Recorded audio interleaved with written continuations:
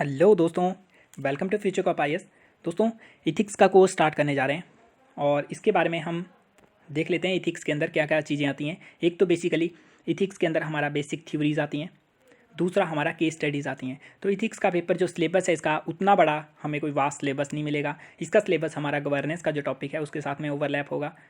इसका ना ज़्यादा सिलेबस होता है और नंबर इसमें काफ़ी अच्छे आते हैं। अगर आपको पता हो नंबर कैसे स्कोर करने हैं, आपको क्लैरिटी हो चीज़ों के बारे में, तो नंबर इसके अंदर लेना काफ़ी इजी होते हैं। ठीक है, क्योंकि इसके अंदर हाफ तो आपकी केस स्टडीज़ आती हैं। ठीक है, तो इथिक्स के बारे में देखेंगे। ये जो हमारा कोर्स चलेगा ये हमारा वीकली बेसिस के ऊपर चलेगा। मतलब जो हम स्टार्ट किया हुआ है, हमने जो इंटरनेशनल रिलेशन देख रहे हैं और साइंस एंड टेक देख रहे हैं वो तो वैसे ही कंटिन्यू रहेगा। ये हमारा उसके अलग चलेगा, ये हम वीकली चलाएंगे इसको। ठीक है, तो वीक में इसको जिस दिन हम छुट्टी करते हैं संडे के दिन, उस दिन हम इसको चलाएंगे। और इसका सिलेबस उतना ज़्यादा नहीं है, तो वीकली अगर इसको चलाएंगे तो राउंड अबाउट 3 मंथ के अंदर ये खत्म हो जाएगा। अगर वीक पे डिस्कस करेंगे तो 3 या 4 मंथ के अंदर इसको कंप्लीट कर लेंगे। और ये साइड बाई साइड चलेगा। इसके अंदर में सिर्फ आपको वीक में थोड़ा सा टाइम निकालना है, उसके अंदर इनसे आपका काम चल पड़ेगा। ठीक है, तो इसका जो हमारा फर्स्ट लेक्चर होगा वो स्टार्ट होगा ये जो आने वाला संडे है, जब हम छुट्टी करते हैं तो उस टाइम हम इसको स्टार्ट कर देंगे। बाकी जो हमारे सिलेबस होगा वो तो हम वैसे ही चलाएंगे उसको। ठीक है, तो चलिए स्टार्ट कर लेते हैं इसको। आज हम बेसिक चीज़ें देखेंगे एक्चुअल में इथिक्स के बारे में, इथिक्स क्या होती है और इथिक्स किस तरीके से ये अलग जो अदर जो टॉपिक है हमारे उनसे डिफरेंट होती है। यहाँ पे ज़्यादा आपको फैक्ट वगैरह नहीं मिलेंगे, लेकिन एक्चुअल में इथिक्स स्पेशल इसीलिए बनती है क्योंकि इथिक्स के अंदर जो आप चीज़ें पढ़ने वाले हो वो एक्चुअल में आपको पता होती हैं।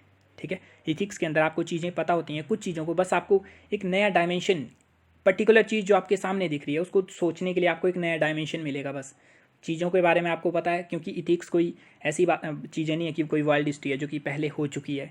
ये आप डेली लाइफ के अंदर इसको जीते हो। आप जब न्यूज़पेपर पढ़ते हो उसके अंदर ये चीज़ें मिलती हैं। तो हर आपका जो लाइफ है, मतलब आप इथिक्स जीते हो अपनी पूरी ज़िंदगी के अंदर। बस आपको क्या चाहिए, आपको एक डायमेंशन चाहिए कि क्या इस चीज़ को जो आपके आसपास हो रही है इसको इस डायमेंशन से भी देखा जा सकता है। बस उसी के लिए आपको दिमाग लगाना है और चीज़ों के बारे में सोचना है। तो उसी के लिए हम अपना फर्स्ट लेक्चर यहाँ पे स्टार्ट करेंगे। और इसके अंदर बेसिकली इथिक्स के अंदर आपको एक बात समझने की जो ज़रूरत है वो ये कि आपको इसके लिए सोचना होगा। इथिक्स के पेपर में स्कोर करने के लिए भी सोचना होगा आपको। ठीक है, और बाकी स्कोरिंग वगैरह देखते रहेंगे धीरे धीरे कैसे स्कोर कर सकते हैं। बट सबसे बेसिक बात यही है कि आपको सोचना पड़ेगा, डिफरेंट डिफरेंट एंगल्स को सोचना पड़ेगा। तो उसके लिए हम यहाँ पे एग्जांपल यूज़ करेंगे, आपको काफ़ी ईजी तरीके से समझ आ जाएगा। तो आज हम सिर्फ एक चीज़ देखने वाले हैं कि व्हाट इज़ इथिक्स। इथिक्स नैतिकता होती क्या है एक्चुअल के अंदर। तो डेफिनेशन के अंदर इथिक्स की डेफिनेशन क्या होती है? A field of study which is concern with what is morally good and bad, right and wrong. तो क्या बोला जा रहा है? काफ़ी बेसिक है, ये तो सबको पता है। ये इस चीज़ से रिलेटेड है। क्या आपको बताना कोई चीज़ अच्छी है, कोई चीज़ बुरी है।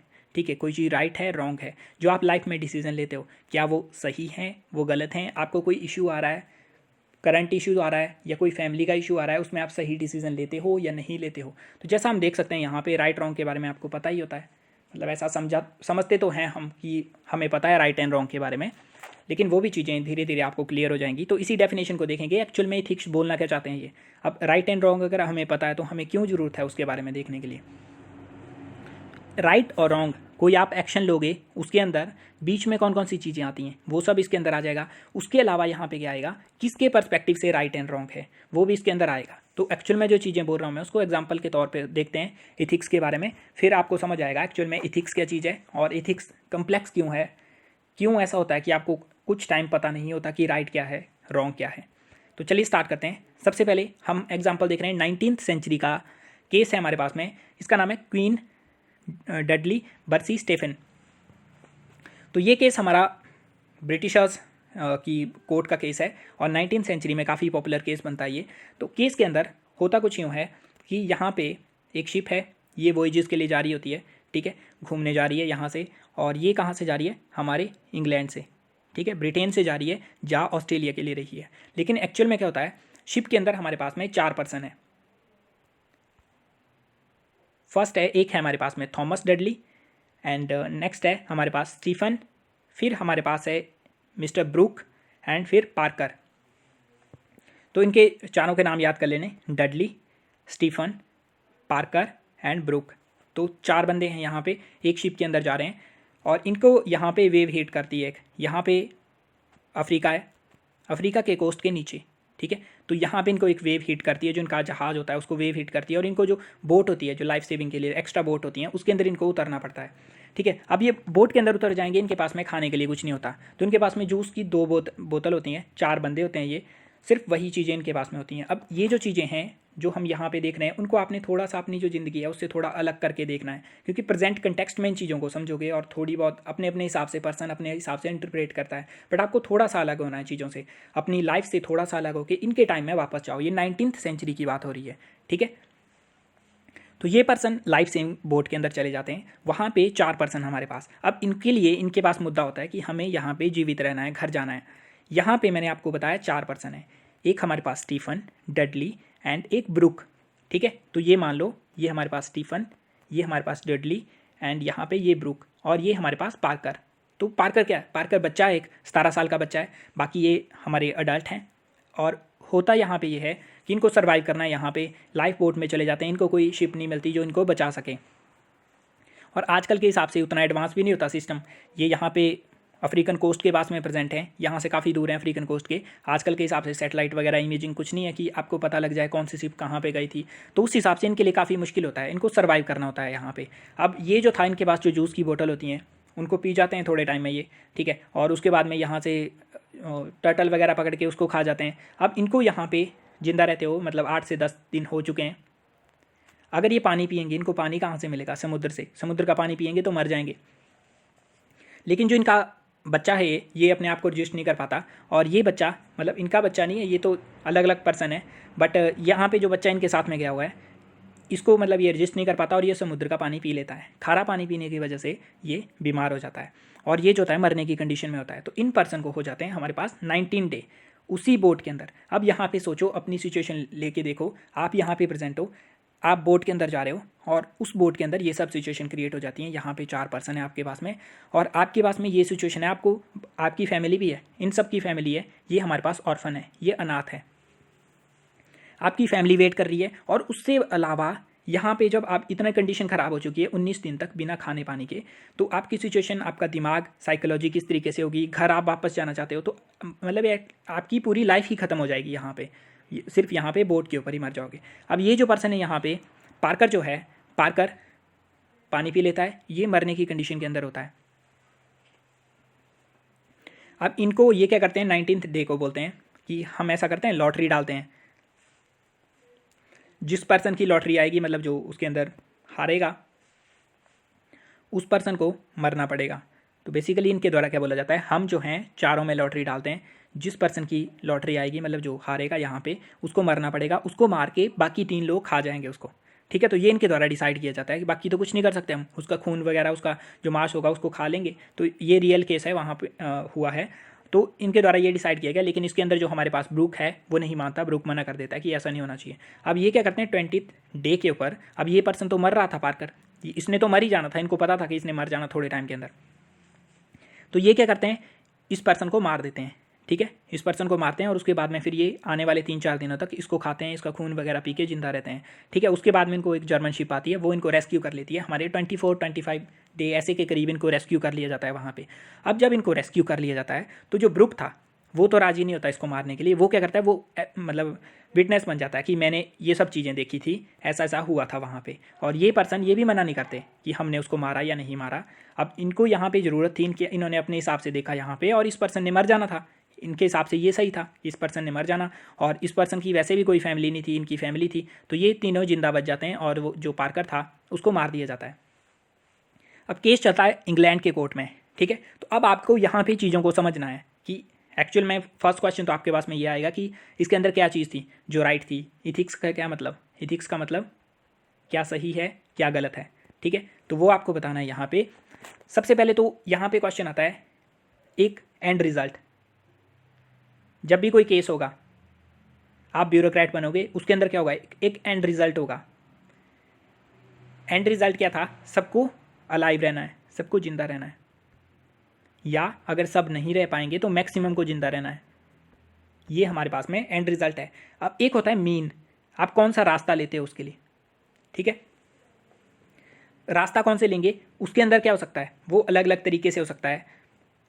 एंड जो है इनका ये है, हमने अलाइव रहना है, इन्होंने मीन कौन सा लिया, इन्होंने पर्सन को मार दिया, ठीक है। तो एक पर्सन को इन्होंने मार दिया जो कि मर जाता, इनके मतलब इनके हिसाब से वो मरने वाला था, उसने समुद्र का पानी लिया था तो मर तो वो जाना ही था उसने कभी ना कभी, बट इन्होंने उसको मार दिया। इन्होंने मीन लिया और इन्होंने एंड रिजल्ट अचीव किया। उसके बाद इनके द्वारा बोला गया हम 3 बंदे बच गए, एक बंदा मारा गया जो कि वैसे भी मारा जाता। और यहाँ पे क्या हुआ, हमारी फैमिली थी, इसकी फैमिली नहीं थी, तो हमने क्या किया, ज़्यादा जितना बेनिफिट हो सकता था, जितना हम बचा सकते थे ह्यूमन की लाइफ को, उतना हमने बचा लिया। तो यहाँ पे इन्होंने क्या किया कि मीन जो था उसके बारे में हमें कोई मतलब नहीं, हमने सही रास्ता अपनाया, गलत रास्ता अपनाया, लेकिन हमने जो एंड रिजल्ट था उसको अचीव कर लिया। लेकिन इन्होंने यहाँ पे इनके हिसाब से क्या है, एक तो इनको ज़रूरत थी यहाँ पे, और दूसरी बात कि यहाँ पे 3 बंदे बच गए, एक मर गया, वैसे 4 मारे जाते, बट यहाँ पे 3 बच गए इनके हिसाब से। अब यहाँ पे राइट क्या है, रॉन्ग क्या है, उसके लिए क्या पर्सपेक्टिव हो सकते हैं। एक तो इन पर्सन का पर्सपेक्टिव हो सकता है क्योंकि इसको जिंदा रहना था, इसकी फैमिली थी, इसका कुछ भी नहीं था और इसने मर जाना था, तो इसका पर्सपेक्टिव क्या है कि इसको मार के हम जिंदा रह गए। इनका पर्सपेक्टिव सेम होगा इसके लिए, बट जो यहाँ पे विक्टिम है इसका पर्सपेक्टिव क्या होगा, मतलब मैं क्यों मरूँ दूसरों को जिंदा रखने के लिए, ये पर्सपेक्टिव। आप पहले इसके पर्सपेक्टिव से सोचो कि मैं इसके साथ में हूँ, ये पर्सन हो आप।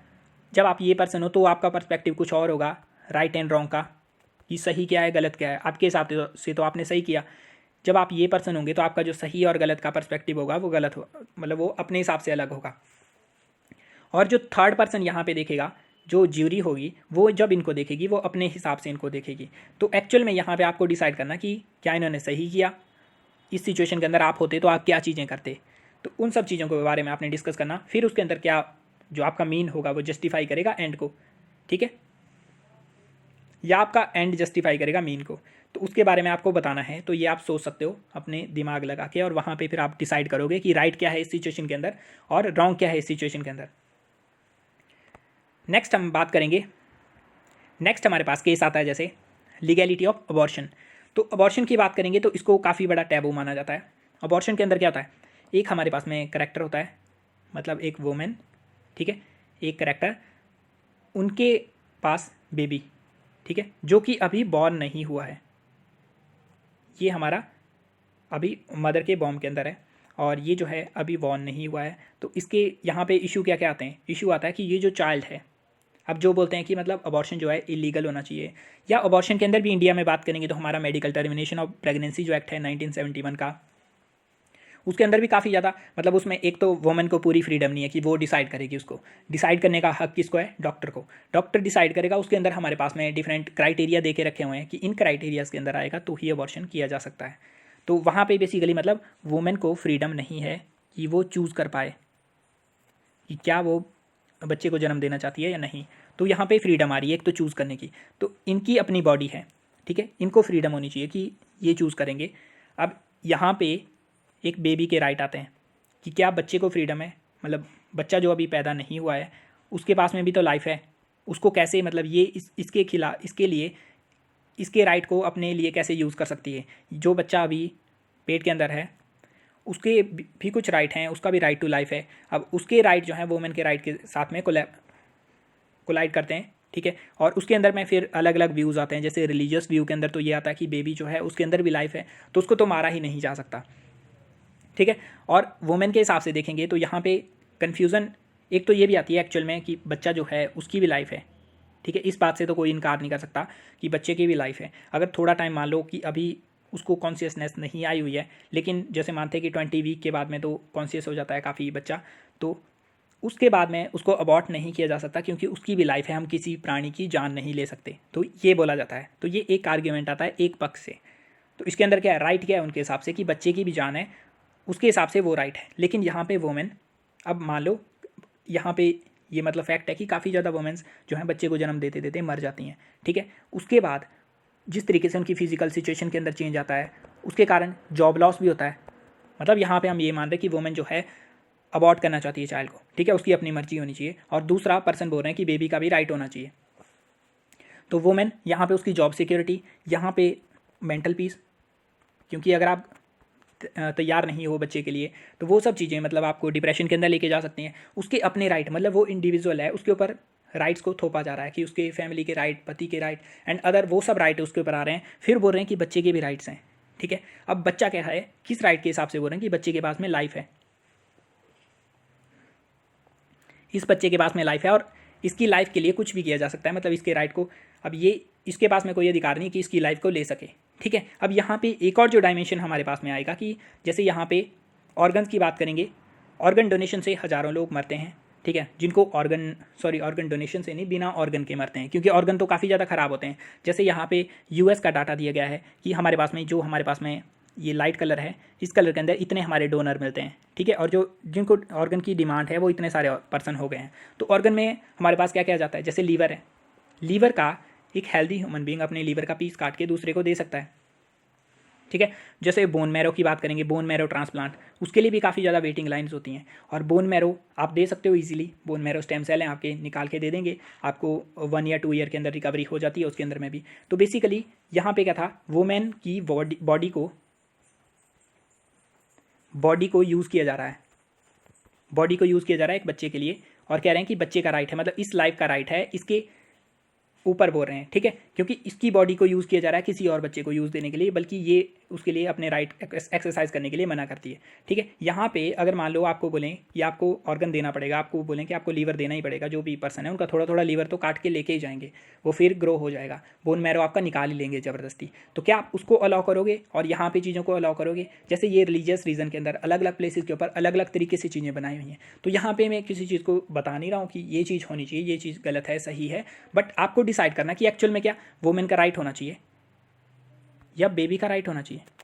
अगर आप वुमेन की कंडीशन के अंदर पहुंच जाओ, आप बच्चा नहीं चाहते, आप अपनी बॉडी के ऊपर अपना एक्सरसाइज करना चाहते हो, और आपको यहाँ से कोई बोले, आप अलग मतलब मैन की कंडीशन ले लेते हैं, यहाँ पे वुमेन तो गर्ल्स तो कंपेयर कर सकती हैं अपने आप को, जैसे मान लो यहाँ पे मैन है, उसको यहाँ पे बोल रहे हैं आपको अपनी बॉडी यूज़ करने के लिए देनी पड़ेगी, आपको यहाँ पे ऑर्गन डोनेशन करनी पड़ेगी, तो आप अपनी बॉडी को एक्सरसाइज करोगे तो क्या होगा, किसी और पर्सन की जान बचेगी, आप अपनी बॉडी से ही कितने पर्सन की जान बचा सकते हो, ठीक है। यहाँ पे तो सिर्फ एक बच्चे की बात हो रही है, आप कितने पर्सन की जान बचाओगे जो कि रियलिटी में हमारे देश के लिए कुछ कंट्रीब्यूट कर सकते हैं।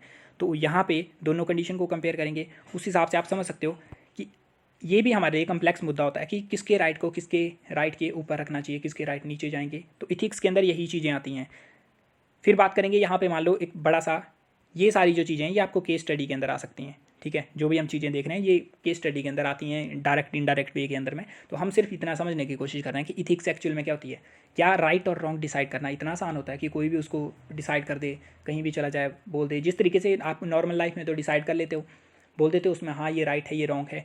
अब यहाँ पे अलग अलग पर्सपेक्टिव होते हैं, जैसे वहाँ पे मीन था एक जिससे अचीव कर रहे हैं कोई, उसके बाद वहाँ पे रिजल्ट आ रहा था, उसी तरीके से जब आप ब्यूरोक्रेट होंगे तो आपके पास में रिजल्ट होगा, आपको ये रिजल्ट अचीव करना है, लेकिन जो मीन होगा वो कौन सा होगा, जो प्रोसीजर एस्टेब्लिश किए हुए हैं, अगर आप उनको तोड़ोगे तो क्या होगा, उनको तोड़ोगे तो रिजल्ट चाहे अच्छा भी ले आओ, लेकिन वो आपका जो मीन होगा उसके हिसाब से आपको सजा होगी, आपको करप्शन के चार्जेस के अंदर लगाएंगे वो, ठीक है। अगर आप मीन सही लगाओगे वहाँ पे और उसके बाद रिजल्ट ख़राब आ गया तो आपको कोई कुछ नहीं बोलेगा। तो वो भी एक पर्सपेक्टिव है, अपने हिसाब से अपने हिसाब से पर्सपेक्टिव आपके बन सकते हैं। जैसे मान लो यहाँ पे टाइटैनिक शिप है, यहाँ पे टाइटैनिक शिप के अंदर मान लो 30% है, ठीक है, 30% है, और टाइटैनिक जो है डूबने जा रही है। अब डूबने का यहाँ पे कारण ये है कि एक पर्सन एक्स्ट्रा वेट आ गया, यहाँ पे मान लो 50 kg एक्स्ट्रा वेट आ गया इसके ऊपर, अगर उस 50 kg को हम नीचे गिरा देंगे तो क्या होगा, ये शिप जो है नहीं डूबेगी। अब यहाँ पे ये डिसाइड करते हैं कि एक पर्सन को नीचे गिरना पड़ेगा, लेकिन 30 के 30 मना कर देते हैं, हम नहीं जाने वाले नीचे। अब यहाँ पे ये कैसे करेंगे, किसी एक पर्सन को पकड़ के नीचे, जैसे जो हमारे पास में कैबिन बॉय था पार्कर, उसको उन्होंने मार दिया, उसको बोला कि हमें जीने के लिए तुझे मरना पड़ेगा, ठीक है, और उसमें ज़्यादा पर्सन बच गए। अब यहाँ पे देखिएगा, अगर ये एक पर्सन को यहाँ से धक्का दे के 29 बच जाते हैं तो ज़्यादा बच रहे हैं, एक यहाँ पे मर रहा है। या यहाँ पे कंडीशन को और अगर इसको बोलेंगे, जैसे मान लो यहाँ पे पूरी अर्थ हमारी ख़त्म हो गई और यहाँ से हमारी शिप जा रही है स्पेस के अंदर, वो हमारी मार्स के ऊपर जा रही है, ठीक है। अब यहाँ पे हमारे पास 30% है और एक पर्सन को मरना पड़ेगा, 30 के 30 मना कर देते हैं, एक को धक्का देके नीचे गिरा देते हैं। तो क्या ये गलत है, सही है, उस कंडीशन में सही था, गलत था? या मान लो ये 3 लाख पीपल हैं एक शिप के अंदर और यहाँ पे एक पर्सन को मरना पड़ेगा, तो क्या इसको धक्का दिया जा सकता है बाकी पर्सन जो होंगे उनकी ज़िंदगी बचाने के लिए? अगर आप बोलोगे कि हाँ ठीक है उसको धक्का दे सकते हैं इतने सारे पर्सन की ज़िंदगी बचाने के लिए, अब यहाँ पे अपने आप को सोच लो कि आप नहीं जाना चाहते, आप नहीं मरना चाहते, लेकिन आपके पर्सपेक्टिव से क्या ये गलत है या सही है? तो आप बोलोगे मेरे पर्सपेक्टिव, मैं क्यों मरूँ किसी और के लिए? तो ये जो राइट और रॉन्ग होता है ये अलग अलग पर्सपेक्टिव में अलग अलग पीपल के लिए अलग अलग तरीके से एक्सरसाइज किए जा सकते हैं। जैसे यहाँ पे देखेंगे वेजिटेरियन एंड नॉन वेजिटेरियन, ठीक है, हम यहाँ साइंटिफिक वे में नहीं जाएंगे ज़्यादा। बट यहाँ पे जैसे ग्रीन हाउस गैसेज उसमें नहीं जाएंगे, बट यहाँ पे देखते हैं वेजिटेरियन एंड नॉन वेजिटेरियन की बात करेंगे। तो वेजिटेरियन पर्सन जो होता है, नॉन वेज जो पर्सन होगा, वो क्या करता है, वहाँ पे एक एनिमल होता है उसको मार के खाता है। तो आप बोलोगे एनिमल के राइट भी हैं यहाँ पे, जैसे एनिमल के लिए ऑर्गेनाइजेशन बनी हुई है अलग अलग एनिमल के लिए। जैसे मान लो मुर्गे के लिए बोल देते हैं कि आप एनिमल को मार के कैसे खा सकते हो, तो उस पर्सन के हिसाब से वो गलत है कि आप किसी एनिमल की लाइफ नहीं ले सकते, आपके अधिकार के अंदर नहीं है वो। लेकिन यहाँ पे जो आपका इवोल्यूशन हुआ है, आप हंटर गैदरर थे, उससे पहले तो आप जब बंदर की श्रेणी के अंदर थे तो कार्निवोरस था ही था, ह्यूमन को खाना ही पड़ता था, मीट वगैरह तो यूज़ करना ही पड़ता था उसको। तो इवोल्यूशन की बात करेंगे तो इवोल्यूशन ने ही हमें ये चीज़ें सिखाई हुई हैं कि एनिमल को खा सकते हैं, ठीक है। उसके बाद हमने कल्चरल तरीके से ये चेंज कर दिया, वो अलग बात है। लेकिन एनिमल की बात आ रही है कि इनको बोल रहे हैं आप एनिमल को मार के खा रहे हो। लेकिन यहाँ पे वेजिटेरियन के अंदर क्या हो रहा है, एक्चुअल में जहाँ पे आप खेती कर रहे हो, जहाँ पे चीज़ों को उगाया जा रहा है, वहाँ पे क्या हो रहा है, वहाँ पे पेस्टिसाइड, इंसेक्टिसाइड डाले जा रहे हैं, और उसके कारण यहाँ पे तो एनिमल कुछ भी नहीं है, यहाँ पे लाखों करोड़ों की संख्या में जो है एनिमल मारे जाते हैं, जो फसल एक आम आदमी खा रहा है, ठीक है। तो यहाँ पे भी क्या हो रहा है, इनडायरेक्ट वे में वो पर्सन मार रहा है उनको। आप तो सिर्फ वेजिटेबल खा रहे हो, लेकिन उसको उगाने के लिए जिन इंसेक्ट को मारा जा रहा है उनकी भी तो लाइफ है, ठीक है। एक तो उनकी लाइफ, यहाँ पे एनिमल में क्या हो रहा है, एनिमल को भी वो पर्सन नहीं मार रहा है जो उसको खा रहा है, इसको भी थर्ड पर्सन मार रहा है। तो क्या ये सही है या ये सही है? मॉरलिटी की बात कर रहे हैं यहाँ पे। एल्कोहल कंज्यूमशन की बात करेंगे, ठीक है। एल्कोहल हो गया हमारा, या बीड़ी सिगरेट जो भी है, तो स्टेट ने क्या किया, मान लो जैसे बिहार के अंदर बैन किया गया था उसको, एल्कोहल को बैन कर दिया गया। लेकिन एक इंडिविजुअल की लाइफ में वो उसके लिए क्या सही है, उसके लिए क्या गलत है, वो कौन डिसाइड करेगा कि वो क्या चाहता है उसके अंदर में, ठीक है। वो अपनी मर्जी है उसकी, वो पी सकता है, उसकी मर्जी है पीना हो या ना पिए, आप कौन होते हो उसमें डिसाइड करने वाले। एक तो ये व्यू हो जाता है, ठीक है। दूसरी बात, स्टेट को यहाँ पे टैक्स रिवेन्यू आता है, वो भी सही बात है कि अल्कोहल के अंदर टैक्स रिवेन्यू आ रहा है, घर बार ख़राब हो जाते हैं उनके। लेकिन यहाँ पे जो पर्सन है उसकी राइट किसी चीज़ को एक्सरसाइज करना है, उसने यूज़ करना है अल्कोहल, करे या ना करे। फ़ायदे की बात करेंगे तो अल्कोहल के फ़ायदे होंगे, उसके कारण जो पर्सन होगा वो जल्दी मर जाएगा, तो उसका बर्डन नहीं पड़ेगा हमारे ऊपर ही, जो थोड़ा टाइम हॉस्पिटल के ऊपर बर्डन पड़ेगा, लेकिन वो उतना ज़्यादा रिसोर्सेज कंज्यूम नहीं करेगा। अगर मान लो 20-20 साल वो कम जल्दी मर जाते हैं पर्सन, तो इस हिसाब से हमारी काफ़ी पॉपुलेशन कम हो जाएगी, जो कि हमें बेनिफिट कर सकती है, ठीक है। जो नौकरियों के लिए अनएम्प्लॉयमेंट कितनी ज़्यादा बढ़ रही है, तो डायरेक्ट इनडायरेक्ट वे में वो सब चीज़ें हमें हेल्प करती हैं। स्टेट को रिवेन्यू कितना ज़्यादा आता है टैक्स से। तो अल्कोहल के लिए भी क्या आप किसी को फोर्स कर सकते हो कि आपको ये चीज़ें करनी चाहिए या नहीं करनी चाहिए? क्या ये स्टेट जस्ट है कि आपने किन्हीं पर्सन को बोल दिया कि आप ये चीज़ें नहीं कर सकते, हालांकि उसकी मर्जी है उनके ऊपर, वो किसी को नुकसान नहीं पहुंचा रहा उसके अंदर में, ठीक है। तो ये सब चीज़ें जब क्वेश्चन के अंदर आती हैं तो वहाँ पर राइट एंड रॉन्ग मिक्स हो जाता है कि एक्चुअल में क्या राइट होना चाहिए, क्या रॉन्ग होना चाहिए। वो सब चीज़ें जब मिक्स हो जाती हैं तो उस हिसाब से इथिक्स हमारी पिक्चर के अंदर आती हैं। यही चीज़ें एक ब्यूरोक्रेट के हिसाब से उसको क्या करना चाहिए, उसके लिए क्या राइट होगा, क्या उसके लिए रॉन्ग होगा, उसी कारण से आपको इन चीज़ों को सिखाया जाता है। अदर इसके एग्जांपल अगर हम देख लें तो जैसे हमने लैंड एक्विजिशन की बात करेंगे, आपने लैंड एक्वायर करनी है, आपने किसी पर्सन की, मान लो यहाँ पे 30 है, जैसे डैम बना अभी हमारा सरदार सरोवर डैम बना, उसके लिए आपने क्या किया, जो पीपल थे उनको वहाँ से हटाया आपने। मान लो वहाँ पे 30 है, 30 हो सकते हैं, 30,000 हो सकते हैं, लेकिन बेनिफिट कितने को हो रहा है, यहाँ पे बेनिफिट कितने को हो रहा है, 1 लाख को, ठीक है। तो आप क्या कर रहे हो, इन पर्सन को हटा रहे हो, और वो दुनिया को पता है कि इंडिया कितनी कंपनसेशन देता है, और ये जो पीपल होंगे, मतलब इनमें से काफ़ी लोग जो हैं डिस्प्लेस जो होंगे, उनको कोई कंपनसेशन नहीं मिलेगी, उनकी पूरी लाइफ बर्बाद हो जाएगी। तो इस टाइप की चीज़ें भी इंडिया के अंदर होती हैं। अब यहाँ पे आपने 1 लाख पीपल को फ़ायदा पहुँचाने के लिए ये 30 पीपल या 30,000 पीपल, इनको नुकसान पहुँचाया, ठीक है। इनको नुकसान पहुँचा के इनको देखा आपने इनका बेनिफिट। यही चीज़ें स्टेट जो है किसी पर्सन को मार के, जैसे हमारे फर्स्ट केस के अंदर क्या हुआ था, एक पर्सन को मार के 3 जिंदा रहे थे, तो हम क्या कर रहे हैं एक्चुअल में, इनको फ़ायदा दिलाने के लिए इनको नुकसान पहुंचा रहे हैं। तो क्या ये चीज़ें जस्ट हैं? आप इनको नुकसान पहुंचा सकते हो? अगर पहुंचा सकते तो मारने की बात, अगर मान लो यहाँ पे हमारी पॉपुलेशन है, पॉपुलेशन के अंदर हमारे पास 135 करोड़ के करीब हैं, जो कि आने वाले टाइम में बहुत ज़्यादा बढ़ने वाले हैं। तो क्या यहाँ पे जिस तरीके से यहाँ पे किया जा रहा है, क्या हम ये कर सकते हैं पॉपुलेशन कम करने के लिए कि 35 करोड़ को मार दें ताकि बाकी को फ़ायदा हो जाए, हमारे रिसोर्सेज बच जाएँ, अनएम्प्लॉयमेंट वगैरह कम हो जाए, तो हम डिसाइड करेंगे किस पर्सन की लाइफ जो है ज़्यादा यूज़फुल नहीं है, उस हिसाब से कर देंगे। यहाँ पे भी आप बोल सकते हो, गवर्नमेंट के अगर अधिकारी होंगे तो आपका जो पर्सपेक्टिव होगा इनको देखने के लिए, आप यहाँ पे एनवायरमेंट इम्पैक्ट असेसमेंट करोगे, उसके अंदर इंक्लूड करोगे इनके राइट भी, एनवायरमेंट को कितना नुकसान पहुंच रहा है, फिर आप नतीजे पे पहुंचोगे, ठीक है इनको डिस्प्लेस होना चाहिए, यहाँ पे इनको कंपेंसेशन देंगे, वो अलग बात है मिली ना मिली, बट इनको डिस्प्लेस करके यहाँ पे हम सरदार सरोवर डैम बनाएंगे जो कि बहुत बेनिफिट करेगा। तो आपने कॉस्ट बेनिफिट एनालिसिस किया और आप इस नतीजे के ऊपर पहुंचे एज अ ब्यूरोक्रेट। बट क्या अगर आप इन 30% में से एक हो, आपका परिवार है, तो क्या आप इसी चीज़ को जस्ट मानोगे? आपके हिसाब से राइट एंड रॉन्ग होगा, आपको यहाँ से डिस्प्लेस ना किया जाए, आपकी तो लाइफ बर्बाद हो जाएगी। लेकिन यहाँ पे ब्यूरोक्रेट के हिसाब से वो रूल एंड प्रोसीजर है, उनके हिसाब से एनवायरमेंट इम्पैक्ट असेसमेंट करके अपना काम निकाल लेगा। उसका पर्सपेक्टिव अलग है, ठीक है। जिन पर्सन को हेल्प मिल रही है उनका पर्सपेक्टिव अलग है। तो जब आप पॉलिसी फॉर्मेशन में जाते हो, एक ब्यूरोक्रेट बनोगे, जब आप ऑर्गेनाइजेशन में जाओगे, तो वहाँ पर इन सब चीज़ों को आपको डील करना पड़ेगा। आपके पास में पर्सपेक्टिव होनी चाहिए चीज़ों के बारे में सोचने के लिए। जैसे अगर आप मान लो किसी कम्युनल हिट एरिया के अंदर जाते हो, कम्युनल टेंशन वहाँ पे काफ़ी ज़्यादा है, तो आपको एक्चुअल में पता होना चाहिए कि एक्चुअल में यहाँ पे जो राइट एंड रॉन्ग आप बता रहे हो वो ज़रूरी नहीं है सबके लिए राइट एंड रॉन्ग हो। यहाँ पे मान लो 2 कम्युनिटीज़ हैं, एक कम्युनिटी यहाँ पे, एक यहाँ पे, इनके हिसाब से जो राइट एंड रॉन्ग होगा वो इनके हिसाब से जो राइट एंड रॉन्ग होगा उससे अलग हो सकता है। तो आपको एक्चुअल में क्यों पढ़ाई जा रही है एथिक्स? ताकि आपको पता हो कि इनका पर्सपेक्टिव क्या है, इनका पर्सपेक्टिव क्या है। फिर आप उनके बीच में बैलेंस एस्टेब्लिश करोगे कि आप तभी आप एक एडमिनिस्ट्रेटर बन पाओगे अच्छे।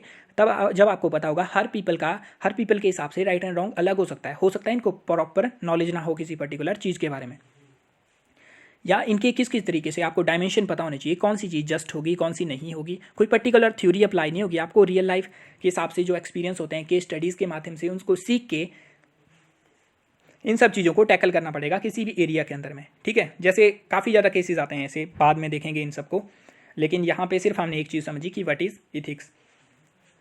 तो इथिक्स क्या होती है? इथिक्स है a field of study which is concern with what is morally good and bad, right and wrong. तो good and bad, right and wrong ये सब्जेक्टिव हो सकते हैं, वेरी कर सकते हैं। हो सकता है 10 साल पहले जो चीज़ें सही लगती थी वो अभी गलत हो गई हों। कुछ चीज़ें यूनिवर्सल भी हो सकती हैं, लेकिन कुछ चीज़ें सिचुएशन के हिसाब से वेरी कर सकती हैं। जैसे हमने देखा, अगर आपको जो हमने एग्जांपल दिए पीछे आपको काफ़ी इजी लगते होंगे कि इनको बहुत इजीली सुलझा सकते हैं, तो उनका 2 मतलब हो सकते हैं कि आप सुपर जीनियस हो जिसके चांसेस बहुत कम है, और दूसरा कि आपको भी प्रॉपर नॉलेज नहीं है चीज़ों के बारे में। ये बहुत ही कम्प्लेक्स चीज़ें हैं। ये 200 साल पहले ये क्वेश्चन जितने हमारे आगे खड़े थे उतने ही 200 साल बाद भी हमारे पास में वैसे ही खड़े हुए हैं। तो इनका हल जो है वैसा ही चला हुआ, क्योंकि इनमें कोई साइंस नहीं लग रही कि आपने कोई थ्योरम लगाई, यहाँ पे थ्योरी लगाई कोई और ये सॉल्व हो गया। ये एक्चुअल में आपकी लाइफ से रिलेट कर रहा है, और जो आप डिसीजन लोगे वो एक पर्सन को अफेक्ट करने वाले हैं, ठीक है। बाकी जो 3 पेपर हैं उनमें क्या करते हो, आप नॉलेज गैदर करते हो ताकि आपके फैक्ट क्लियर हों, ठीक है। इस पेपर में क्या करते हो, पीपल के ऊपर अप्लाई करते हो। जो नॉलेज आपने गैदर करके रखी हुई है वो आप किसानों के लिए अगर कोई पॉलिसी बनाओगे तो वो आप उनके ऊपर अप्लाई करोगे, और आपकी जो पॉलिसी होगी उसका रियल लाइफ इफेक्ट होगा उनके ऊपर। तो आपको देखना कि क्या वो राइट था, क्या वो रॉन्ग था। किसान जो सोच रहे हैं उनके हिसाब से क्या था, वो आपके हिसाब से क्या है, कोई थर्ड पर्सन उसको देख रहा है उसके हिसाब से क्या है। और इथिक्स की बात ये तो आपके लिए इंपॉर्टेंस है, बट जर्नल लाइफ में बात करेंगे तो जो आपके लॉज बनते हैं, अब जो हमने पहला केस देखा उसने लॉ को कितना इफेक्ट किया। अब कोर्ट जो होते हैं, कोर्ट कैसे डिसीजन दे देते हैं, कोर्ट को डिसीजन देने के लिए भी कोई ना कोई बेसिस चाहिए जिस हिसाब से डिसीजन लेते हैं। जैसे आजकल चाइल्ड रेप के केस चले हैं, उनके लिए बोलते हैं कि आपको डेथ पेनल्टी देनी चाहिए, ठीक है। लेकिन अब यहाँ पे इशू क्या आ रहा है, डेथ पेनल्टी का इशू क्या आ रहा है। आप जो है मतलब यहाँ पे कोई क्राइम कर रहा है पर्सन, जैसे मान लो किसी ने किसी की हत्या कर दी, तो क्या उसके लिए डेथ पेनल्टी दे देनी चाहिए। जो चाइल्ड रेप की बात हो रही है, क्या उसके लिए डेथ पेनल्टी दे देनी चाहिए। मतलब जो आपको सज़ा देनी है किसी को, क्या वो इक्विवेलेंट हो उसके, जितना उसने अपराध किया हुआ उसके इक्विवेलेंट हो, या आप उसको सुधारना चाहते हो। इसके अंदर राइट क्या है एक्चुअल के अंदर में, जस्टिस क्या होता है, रिवेंज क्या होता है, आपको इन चीज़ों के बारे में पता होना चाहिए, एक पर्सपेक्टिव पता होना चाहिए, ठीक है। तो इन्हीं के लिए हम जो है आगे चलेंगे एथिक्स के अंदर में, और डिफरेंट पर्सपेक्टिव देखेंगे। काफ़ी इंटरेस्टिंग होने वाली है एथिक्स हमारी। तो मिलते हैं नेक्स्ट वीडियो के अंदर में संडे को, और उसमें देखेंगे एथिक्स के नेक्स्ट टॉपिक। Thank you.